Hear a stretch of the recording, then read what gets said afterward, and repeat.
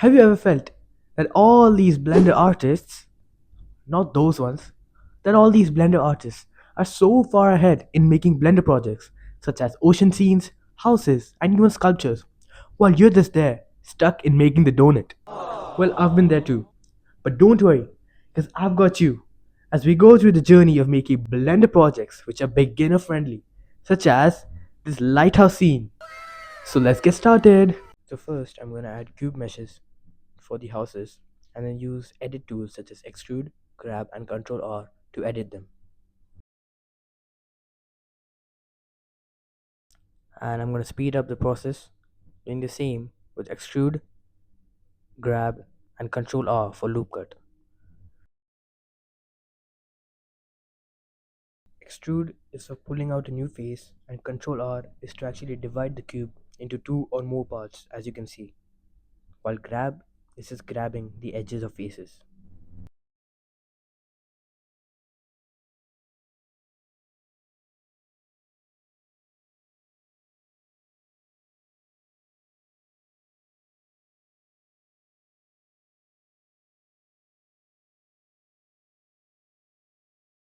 And now that we're done, I'm going to add a new collection, name it house, and add all of the houses after renaming them in this collection. House 1, house 2, house 3, and so on.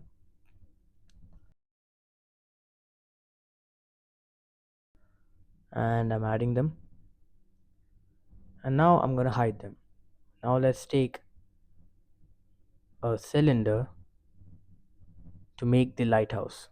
So I'm gonna actually reduce the vertices to 16 to make it low poly, and then extrude and scale, and then extrude once again,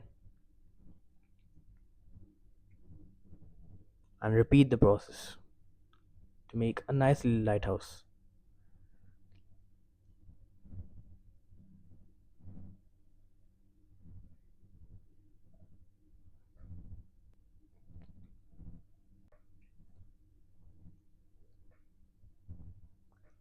I'm gonna do the same, extrude, scale out, extrude, extrude, scale in, extrude once again,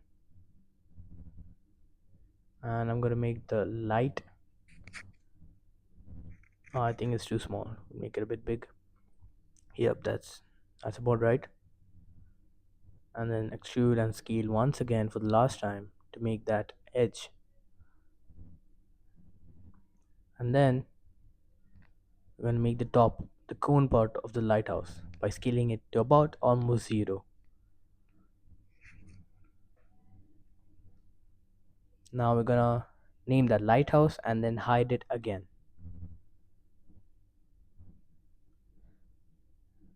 Now we're going to add the plane, which is going to be the ocean for the scene, and scale it up a lot much than the regular size. And then we also have to add the icosphere, which is the rocky base. So yeah, icosphere, scale it a bit. Yeah, and that's the rocky base. So let's go to sculpting and then sculpt it using the tools, the size. I'm going to increase the strength and radius of the tool, and just just go around. You can actually do what suits you well for this part of the video, because the rocky base does not have to be exact. But what I would like to say is the dyn topo, which is actually a feature in which it adds new faces to the icosphere instead of just stretching the regular ones. You can pause here and go through, do it by yourself. And I'm going to smooth it a bit and fast forward.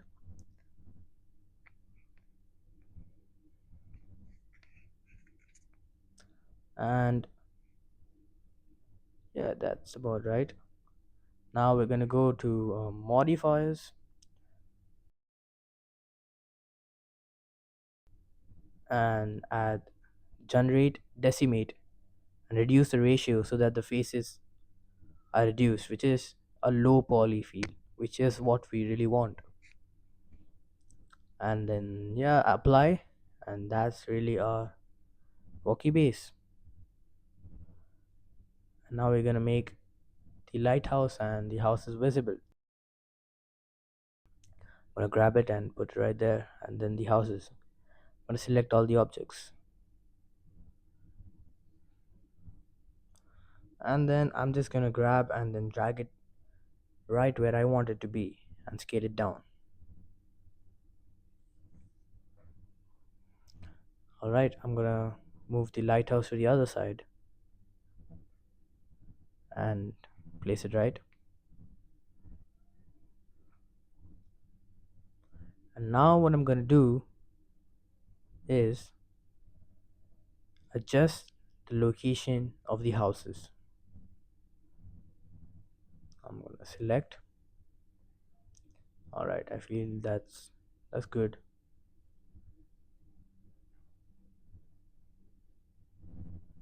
So yeah, I'm just gonna bring them down so that they're almost touching the rocky base, and yeah, that's good. But now, what I want you to keep in mind is that I'm actually pressing Alt Delete, which is duplicate linked. What this does is it just doesn't duplicate the house, but it links the properties related with it. So if I add a color to this house, it adds the same color to the linked house, so I don't have to do twice the work. And then I'm going to go to options and click affect only origins. So what this does is that I can grab the origins and move it either up, down, or right or left. So I'm just gonna select the two of the houses, and then just gonna move the origin a bit below the center. I'm gonna do the same with the other houses which are actually linked, and just a bit below, and that's about right. I'll tell you why in just about a second. So speed up the process. And the reason is because when I'm going to turn on the snapping tool and turn that into face and center right here, yeah, what it's going to do is actually snap the origin to the nearest face it finds. So that's going to be the rocky base itself. So it looks like it's actually stuck to the rocky base, which is what we want. And now I'm just going to rotate the houses so they seem a little bit more natural.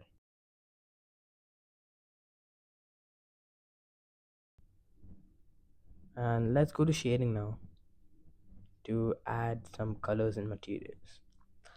So first of all, for the rocky base, I'm gonna click new material, and then I'm gonna make it a bit blackish gray. That's about right. Yeah, that's good. And then what I'm gonna do is loop cut so that the lighthouse is divided, so that I can actually color separate. I'm gonna name one slot as white and add three more slots, naming each one. I can name one as red, and yeah, that's about right. And then the slot 3 as gray for the base of the lighthouse. And what I'm going to do is in slot 4 I'm actually going to go to emission, and that just gives the light kind of effect, the shiny effect, and increase the strength a bit and the color as well. Yeah. And now I'm going to assign these to the respective faces. I'm going to do alt click, alt shift click to just select, yeah, the select the faces and then assign. The same, I'm going to speed up the process. The same with different parts of the lighthouse which I want. So let's say alt, shift alt, and then select, yeah, and red, assign. Same with the white, and same here for the red, again assign. And this one, I'm gonna make it red. Alright, and then this light part for the emission, and it's good. Oh, okay, wait. This one again, I have to turn it red.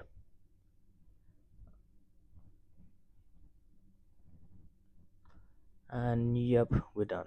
I'm gonna make the light seem a bit more glowy at the end, but we're done with the lighthouse for the coloring. Now we go to the houses. So just like I said before, it's going to be twice as easier. I'm going to name one of them peach and give them a peachy color just for a regular house.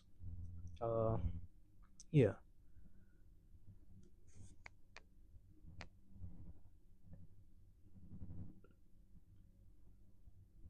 that seems fine. And now what I'm going to do is actually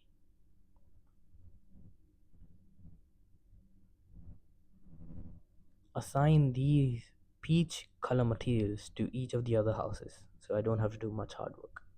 And then I'm going to go to edit mode and select the faces of the roof. Shift and select multiple faces. And then I'm going to add a new slot, name it dark red, and then give the required color, which I feel should be dark red, of course. Oh my god! Wow! Fine. So as you can see, it only applies to the faces selected. I'm going to do the same with the other roofs of the house. Edit, face, shift and select, and then assign the dark red.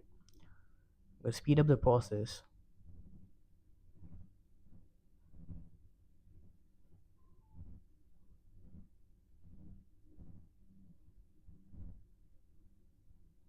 And we're almost done. And yep, we're done.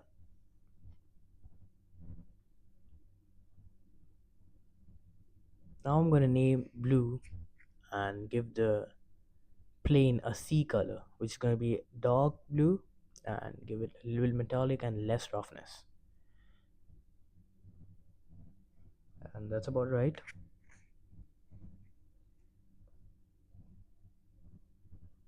And this is what it looks like in rendered mode.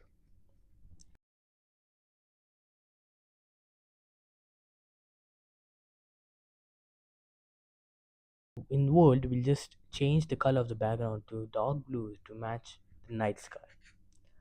And once we're done with that,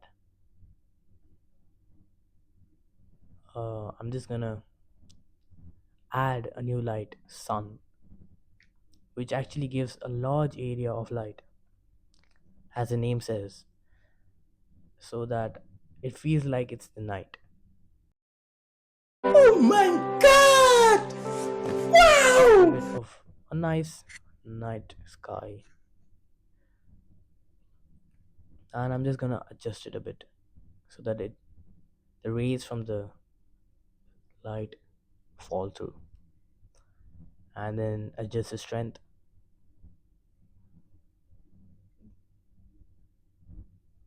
and just adjust where the light rays actually fall. And I feel that's good. Now I'm gonna add another light to the streets of the houses. So it's gonna be the street light. And yep, and I'm gonna change the color and the power so that it looks like it's a street light in the middle of the road. Or delete again a couple of times to light up the whole scene. And yeah, that seems good. Now we'll go to compositing.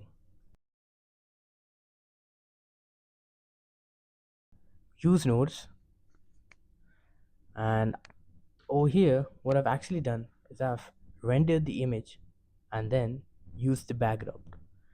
Split the screen. Instead of composition, I'm going to use image editor, render result, so that this render appears over there. Now over here I'm going to add output viewer for the output, and then filter. I'm going to use the glare filter, and I don't want the backdrop, yeah. And I'm going to use fog glow. As you can see, it's a bit of a glow. And then I'm going to mess around with the settings like mix, threshold, and as you can see, just you can try it by yourself as well. It's just a bit of messing around. No, that's a bit too much. Yeah, that seems right. And then that's it. We're done. Thanks to Grant Abbott and Game Dev TV team for supporting me in this journey. And I hope that you guys really found this video interesting. And as always, don't forget to like, share, and subscribe.